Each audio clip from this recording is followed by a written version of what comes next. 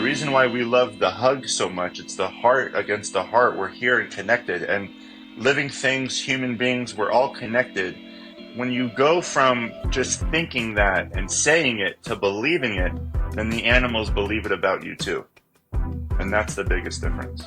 Hi, I'm Jay Ruderman, and welcome to All About Change, a podcast showcasing individuals who leverage the hardships that have been thrown at them to better other people's lives. I say put mental health first, because if you don't... This generation of Americans has already had enough. I stand before you not as an expert, but as a concerned citizen.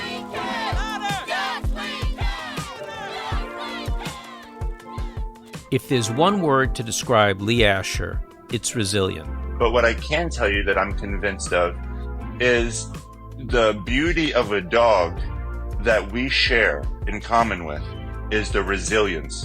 People always mention, man, dogs are so resilient. They've been through this, they've been through that. Yeah, but you have been through a lot of shit too, and you're here. Lee has been an avid animal lover since childhood.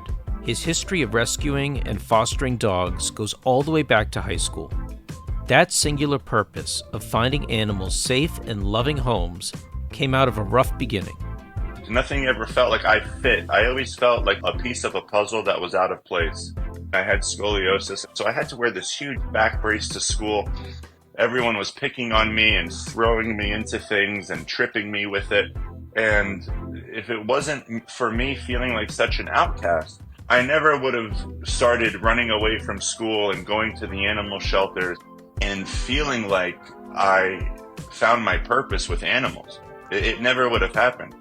Lee's single-minded focus on saving animals has not only helped countless shelter pets find homes, it's also kept him afloat during his own battles with mental health. I get very depressed and it gets so dark. Right. And sometimes it comes for no reason. And what I have to do is I have to stop. And I say, okay, let's also think about the dogs that are on the way. Think about how happy those dogs are about to be when they touch grass for the first time. You are doing that, Lee. Today, Lee runs Asher House, a sprawling animal sanctuary in Oregon. He's been able to find hundreds of dogs new homes with loving families and open the eyes of countless others to the beauty of rescuing a shelter pet. So welcome. As you can tell, I'm a dog lover. This is Teddy. Hi, Teddy. Teddy is with me all the time. Yeah. And loves me, and I love him.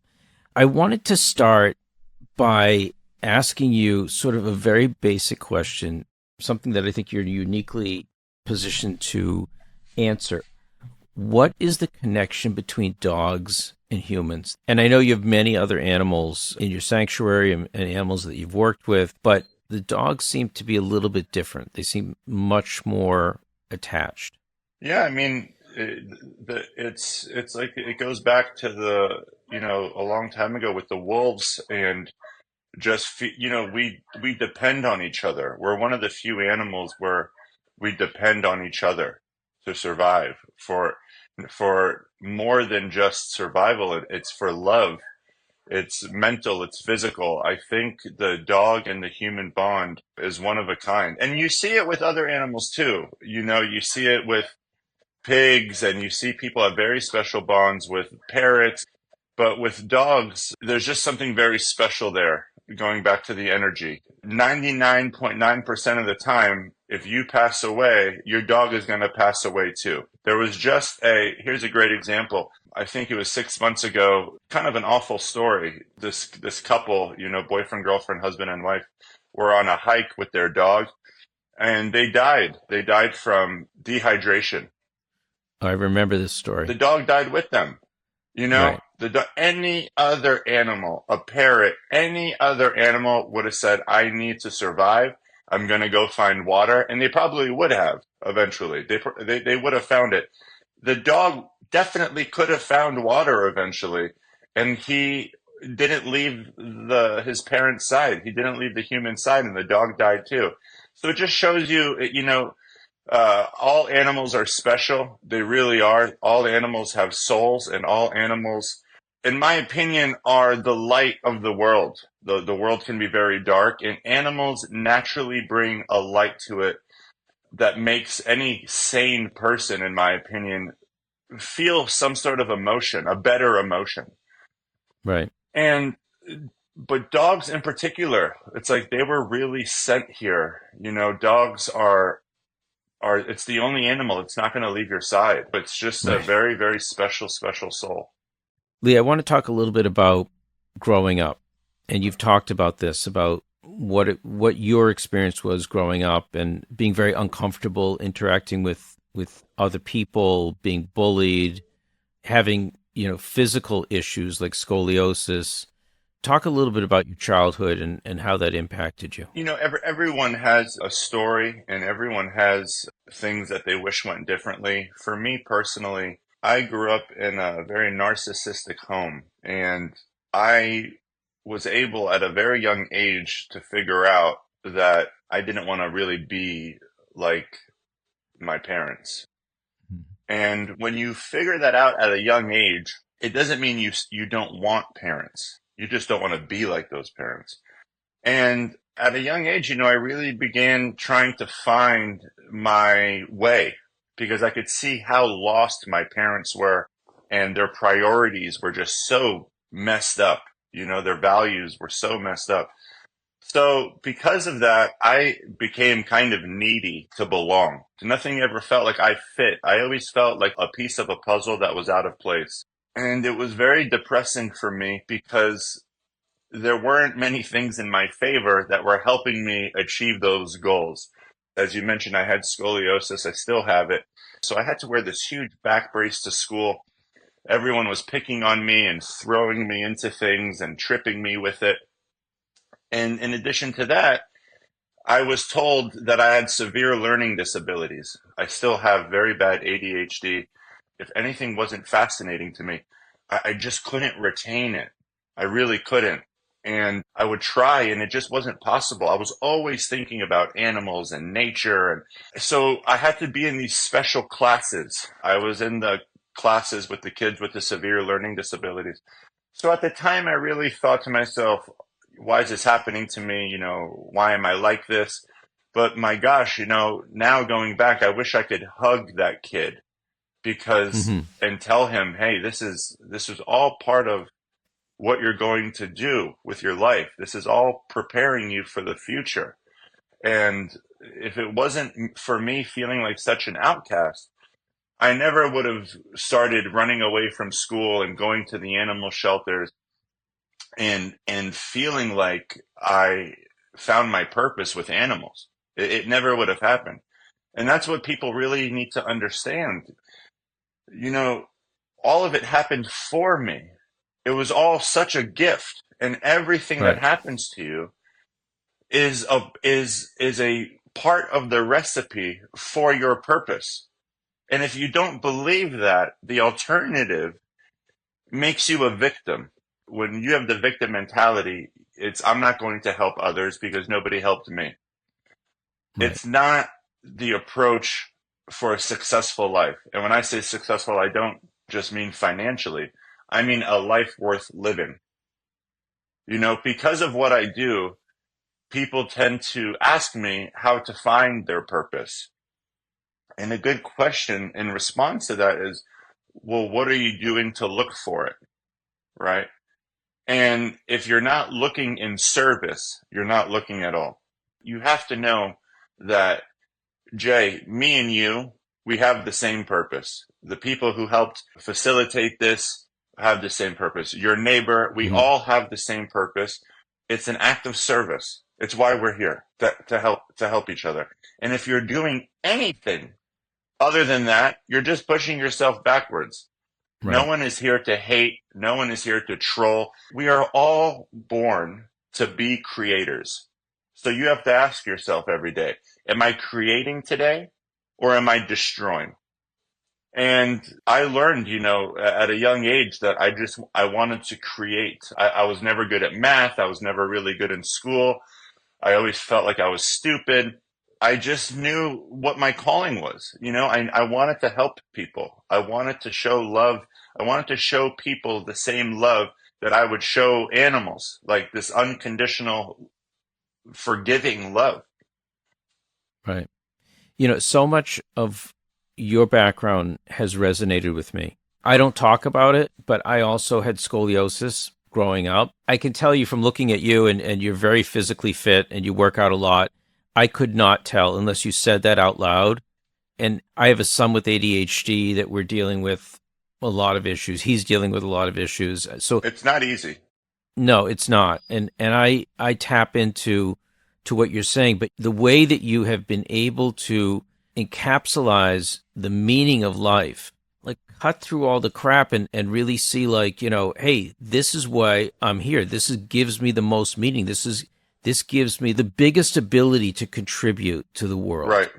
I think that the fact that you've been able to do that, you know, I'm sure it didn't happen right away, but in short time is very impressive because most people can't do that throughout their whole lives. Can I add to that?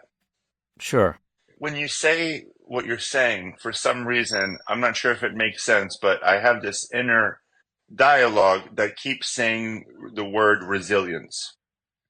And I was only able to get to this point. And by the way, as I say that, I have this uncomfortable feeling in my chest. Like, are you really at that point? I just want to be clear. I wake up every day and the first thing that I tell myself is remember that you know nothing. I don't know shit. I only know what I think I know. I don't know shit. Nobody knows. We should never be convinced that we know or this is it. But what I can tell you that I'm convinced of is the beauty of a dog that we share in common with is the resilience. People always mention, man, dogs are so resilient. They've been through this, they've been through that. Yeah, but you have been through a lot of shit too, and you're here. Right.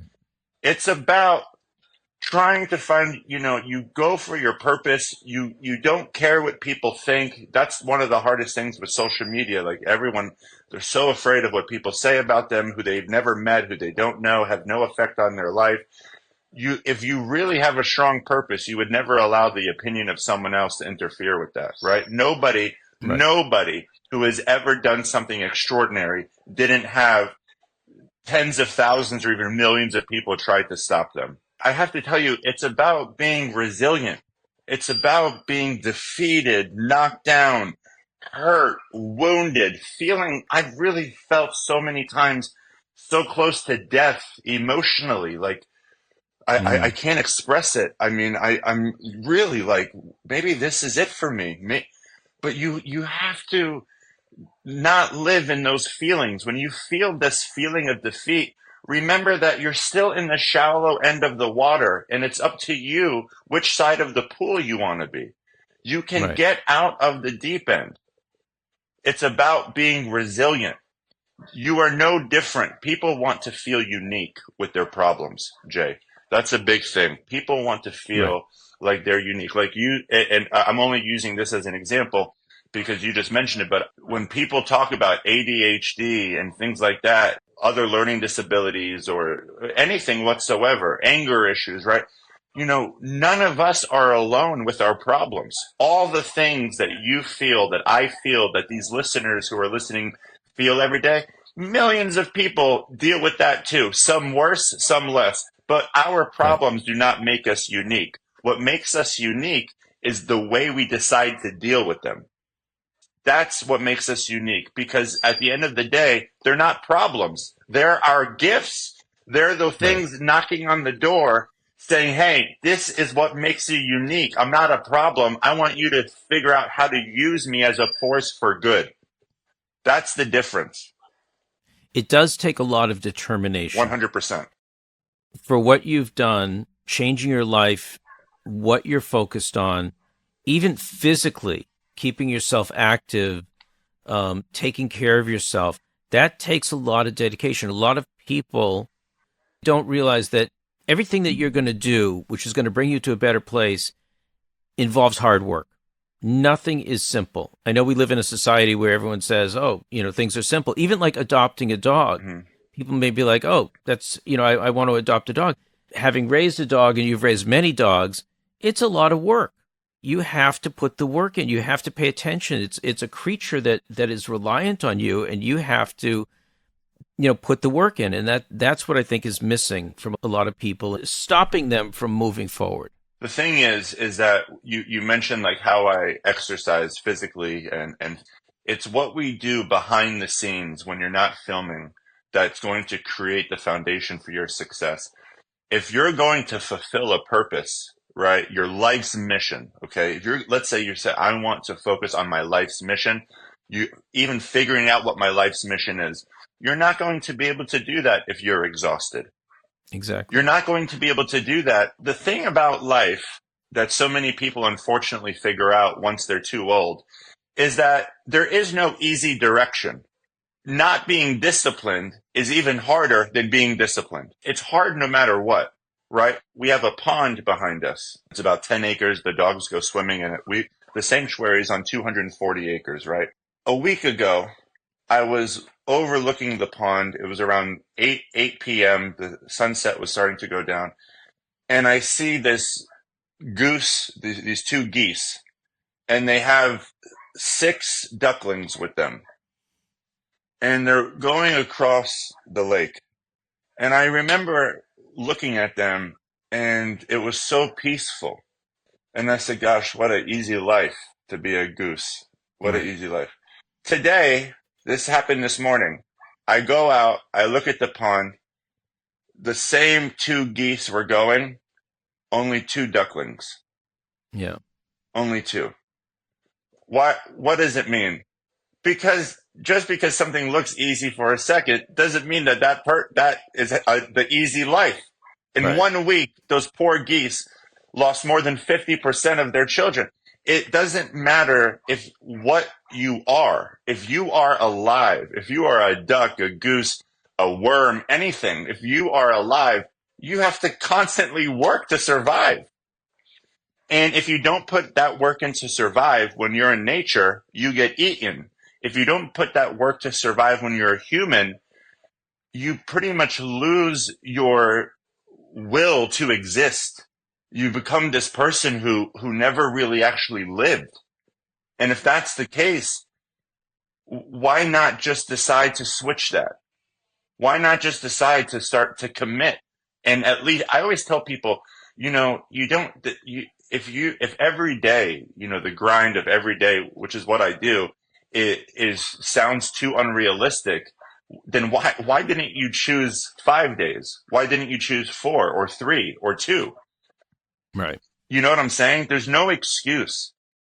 Let's talk about your journey. You took the path to work in corporate America. You did that for a while. You realized you hated it.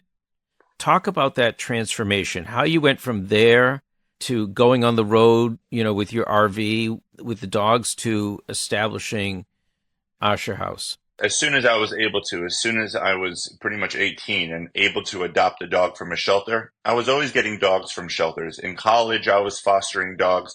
In college, I fostered dogs, parrots, pigs. I mean, I was already building a small farm, I had the vision that I was going to work my ass off, make a lot of money, and open up a sanctuary, right? That was like my big thing. And that's what everybody who loves animals pretty much says. If I ever hit the lottery, I'm going to do this, do that. None of that is actually true, unfortunately, because you're either going to do it or you're not. You're not going to wait. And that was the epiphany that I had. I realized I was working as hard as I could. I hated my life. And I said to myself, what are you doing with your life right now that makes you think you're going to be able to fulfill your dreams? You're not any closer today than you were 10 years ago. I had a lot of dogs at the time, and I was around 27, 28 years old when I realized I was looking around me, seeing what my coworkers were doing, seeing what what past coworkers were doing with their life. And, if you're a part of a herd, unless you leave that herd, you're most likely going in that direction. I knew in my heart, I could feel it. I needed to leave the herd. I needed to do something different. I needed to go the opposite direction that everyone was going. And the reason why I was able to make that decision, and I don't mean to get too deep here, but the truth is I don't think I wanted to live unless I was going to do it. I was over it, man. I was over the grind and the hustle without getting closer to the promises that I made dogs when I was younger, which was that I was going to save them all. And it was really that kind of rock bottom that made me change my mind. I was like, I'm either going to go all out and live my dream and fulfill my purpose and search for it along the way, or I just don't know if I want to be here anymore. How did you make that transition? Because I'm sure that it was a struggle at that time. Yeah, it was beyond the struggle. My gosh.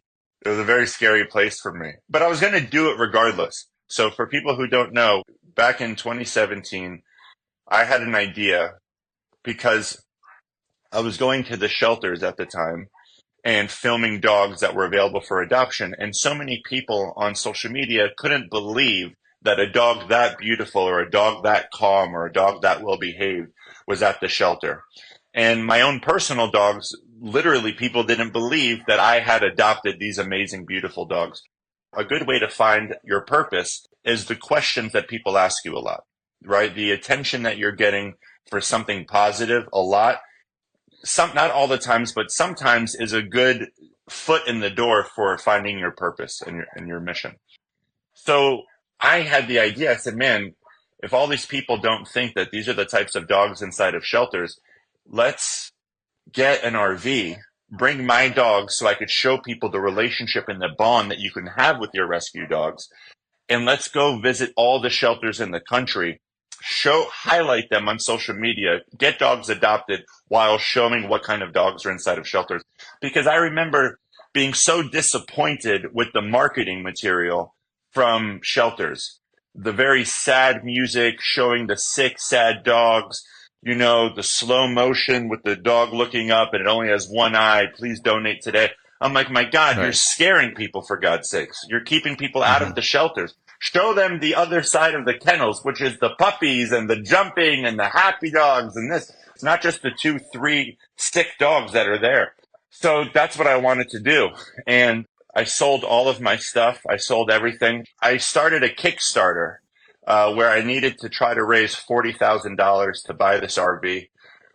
It was very difficult. If it wasn't for a company called Best Bully Sticks, I never would have made it. We were about $20,000 away from our goal, and they gave me the rest of the money, and we got a lot of beautiful support from the supporters and followers, and we bought the RV, and I hit the road. So you're trying to get people comfortable around the idea of considering adopting a dog. Nailed it. You may know him for his 6 rescue dogs, or maybe for his big RV in which he is traveling the country in. But what most fans can't get enough of is his sense of humor. Hey, welcome to the Asher House. Come on in. Lee Asher, along with his best friend and his 6 rescue dogs, have been on a trip that will take them through 49 states, in which their goal is to get as many dogs adopted from local shelters as possible. It was all made possible thanks to a Kickstarter campaign. And when did you realize that you're starting to have success, that you're able to influence getting people to adopt dogs? My very first adoption event was in San Francisco. All right. I really thought we'd have maybe 25, 30 people.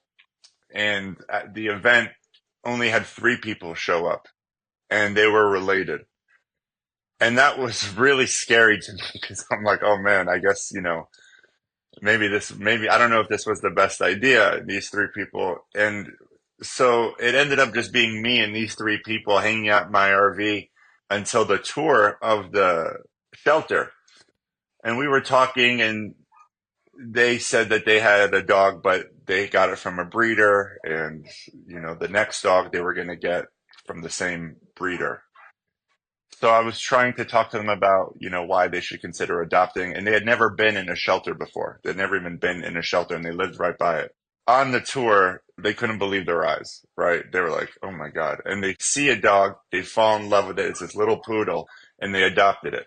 They adopted their first dog. I really had felt like I won the lottery.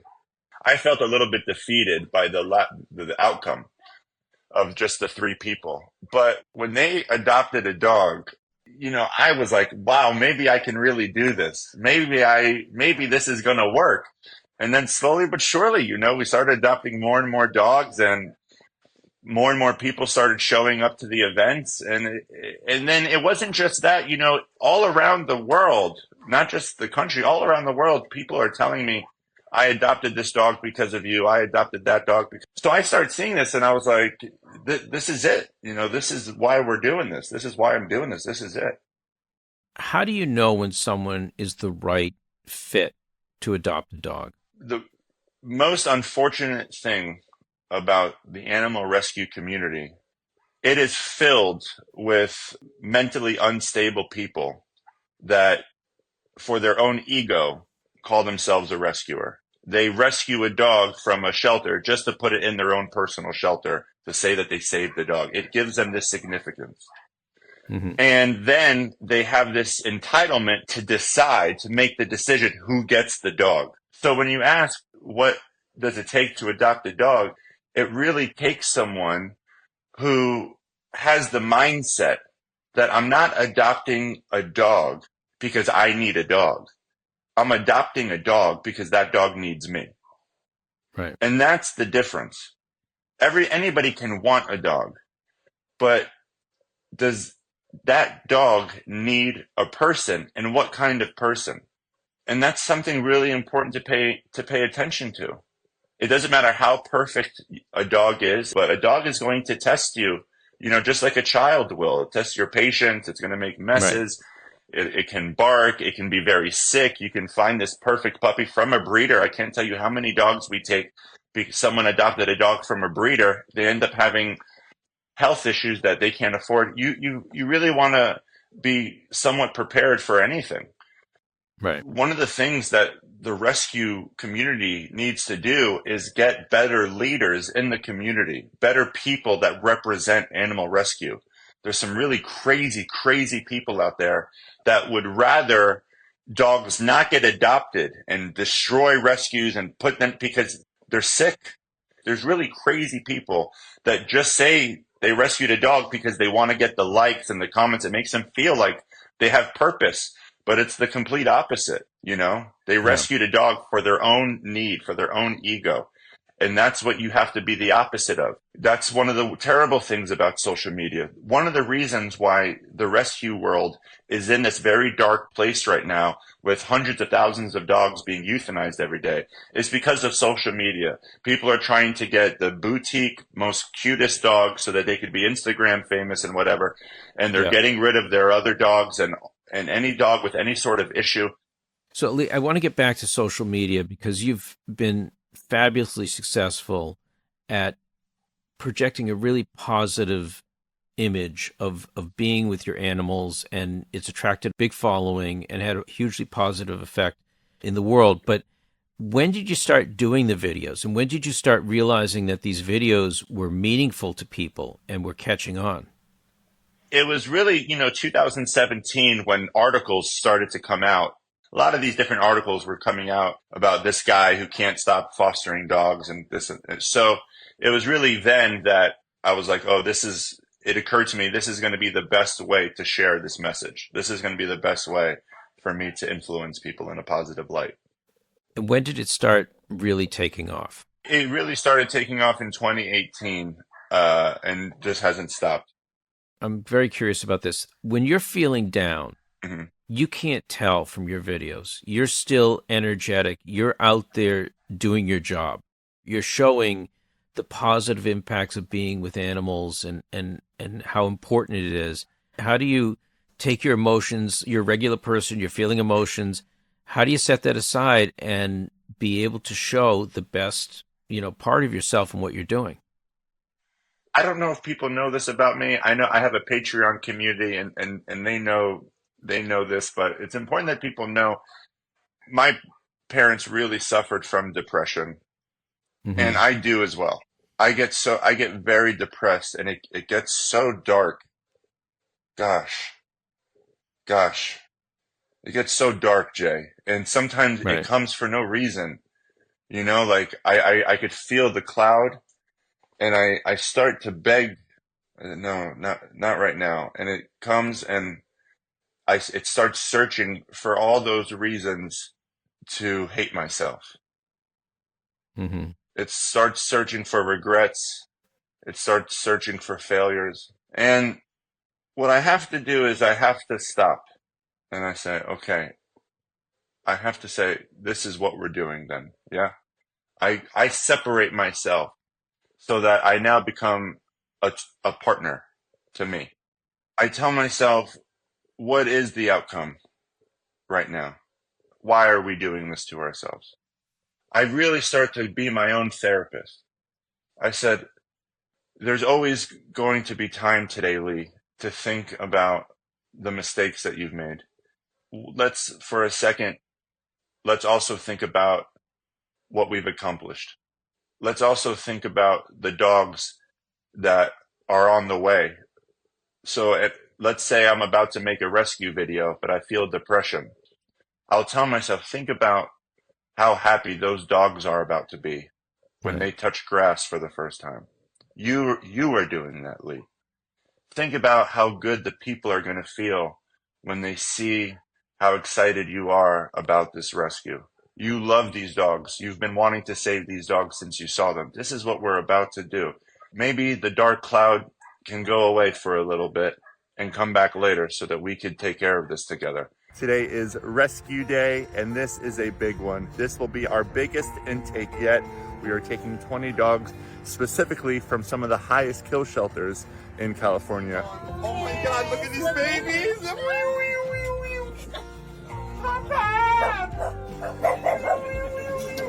Look at that, oh my God, look at those babies, are you kidding? And that's what happens. I don't just say, this is it now. Now I'm in a bad mood. Everyone has to walk on eggshells around me. You know what people don't get about me and people like me is if someone can be that happy and that excited, we can also be the opposite. Right. And we are. You're never going to have one extreme without the other. This does not exist. It does not exist. So someone who feels love like I do and feels joy and stuff, oh my God, don't think that person doesn't, it's a gift for sure, but it's an incredible curse because we feel the opposite just as much as we feel the love and the joy. It's a dark place to be that extreme. The only way to figure it out is to figure out how to talk to yourself. You have to be able to have very important conversations with yourself that separate you from the situation at hand. It's a gift. Not everyone can do that. The mindset is really, really important. How did you move from the RV to the sanctuary? It has to go back to the lesson of this is happening for me and not to me. It's happening for me and not to me. This is a habit that you have to believe in. It can't just be motivation. This is happening for me. The car wreck, the accident, the breakup, the losing the job. It's happening for me, right? I'm in the RV. The beginning of my career, I finally have 200, 300, 400 people showing up, lines outside to come into the RV. We've adopted 200, 300 dogs. I mean, we're doing it. We're doing it. COVID happens. Right. They say, you're not doing it anymore. You're no more adoptions. The shelters are closing to the public. You're done. I had a choice. I said, I'm going to camp out in the RV until I can hit the road again, or I'm going to know that this is happening for me. This is a sign that I'm ready for the next step. And that next step was opening up a sanctuary, and that's exactly what I did the same year. And what type of animals do you have on the sanctuary? Dogs, cats, parrots, pigs, alpacas, llamas, a lot of horses, donkeys, goats, mules, turkey, geese, quails, chickens. That's pretty much it. Oh, peacocks. I forgot about the peacocks, yeah. I just want to tell you that what I was most impressed by watching My Pack Life on HBO Max is the way you're able to get down on the ground and be close to an animal before you're rescuing it. Yeah. And there's a video where the previous owner, I don't know if it's an alpaca it's an alpaca. an alpaca, and the guy has him on a rope and he's pulling him, and you're Oh, like, can you take the rope off? it broke my heart, dude. But then you pick up the alpaca, which, I can tell animals, I mean, not all animals, some animals love the touch. They love, and this is an alpaca that probably weighs 140, 150 pounds, and you're carrying it, and the animal's heartbeat is coming down. You're sitting with it. You have a very special way about being intuitive about how to be with these animals and then make them feel, even the ram. I don't know how much the ram weighed, but picking up that ram and making the animal feel comfortable and not having someone drag it into the trailer. Yeah. Amazing. I would urge people, to watch the show and to watch your videos, because they'll learn a lot about how to interact with animals, how they want to interact in their natural state, and not just how we want to be with them. Exactly. And it's a thing to remember that we're here to, not to be so corny, but it's because we're all here to lift each other up, whether it be an animal or a person. We're here to lift each other up. And when you see someone struggling, the way I saw that alpaca struggling, I'm there to lift them and to connect with them. The reason why we love the hug so much, it's the heart against the heart. We're here and connected, and living things, human beings, we're all connected. And when you go from just thinking that and saying it to believing it, then the animals believe it about you too. And that's the biggest difference. Just tell people how they can get involved in what you're doing, how they can support your efforts, how they can make a difference in helping making the world a better place in terms of finding homes for animals. I'll start with the last question, which how to make a difference. If you really want to make a difference, you're going to figure that out. You can volunteer, you can foster, you can donate. There's so many things. You know how to make a difference. If you have the intention to make a difference, but you're not going to take any action to figure out how, it's going to be very short-lived, It's not going to do anything. I would say, with all due respect, don't think that although sharing videos and sharing things is important, it's too easy to think that that's part of your purpose. You have to take action and you have to go do something. There needs to be some struggle, right? Or else what's the point? But yeah, spend some time to invest in making a difference. Don't take the easy route. That's A.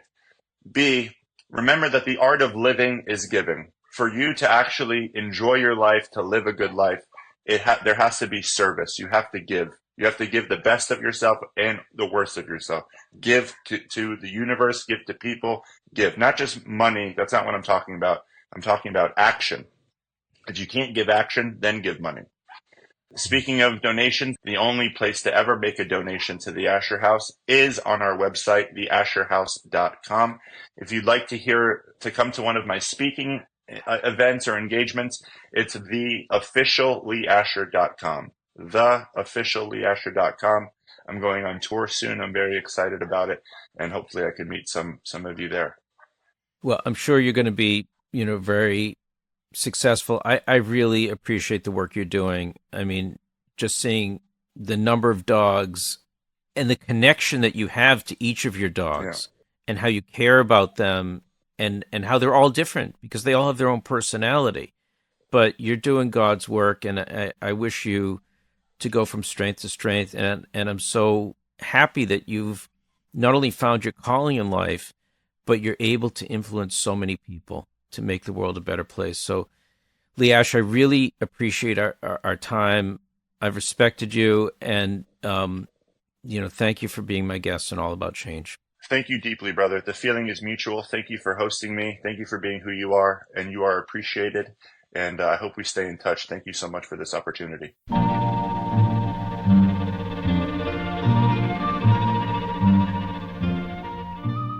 As a dog lover myself, it's been a true pleasure to hear not only about the incredible work Lee is doing, but the joy he's been able to bring so many people and animals along the way. That's it for today's episode. Join us 2 weeks from today for my talk with Coach Bill Courtney, football coach, activist, and host of An Army of Normal Folks. Today's episode was produced by Rebecca Chasson, with story editing by Yochai Metal and Mijan Zulu. To check out more episodes or to learn more about the show, you can visit our website, allaboutchangepodcast.com. If you like our show, spread the word, tell a friend or family member, or leave us a review on your favorite podcasting app. We'd really appreciate it. All About Change is produced by the Ruderman Family Foundation in partnership with Pod People. That's all for now. I'm Jay Ruderman, and we'll see you next time on All About Change. Au revoir, but not good.